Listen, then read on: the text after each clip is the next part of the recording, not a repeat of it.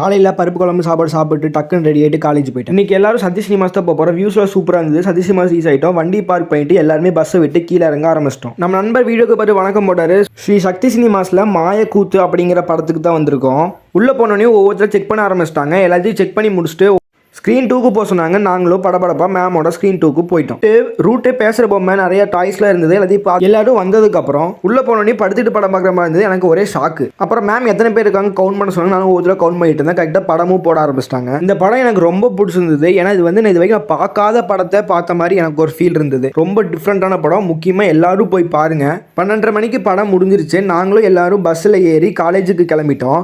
காலேஜுக்கு போயிட்டு 2 மணிக்குள்ளே எல்லாரும் சாப்பிட்டு கீழே சாப்பிட வர சொன்னாங்க. நாங்களும் ஹாலுக்கு போயிட்டோம். நேரம் பசங்க என்னென்ன பண்ணுறாங்க அப்படிங்கிறது வந்து வீடியோ எடுத்துக்கிட்டு இருந்தேன். கரெக்டாக வந்து அப்புறம் படத்தோட டிஸ்கஷன் போச்சு. இந்த படத்துலேருந்து நாங்கள் என்ன தெரிஞ்சுக்கிட்டோம், என்னென்ன நல்லா இருந்தது அப்படின்னு சாப்பிட்டு சொல்லிட்டு எல்லாம் கன்வே பண்ணிட்டு நாங்களும் கிளம்பிட்டோம். கரெக்டாக மழை வர மாதிரி இருந்தது. நம்மளோட நல்ல நேரம் இருக்கு. பஸ்ஸில் போய் உட்காந்தோடனே மழை வந்துருச்சு.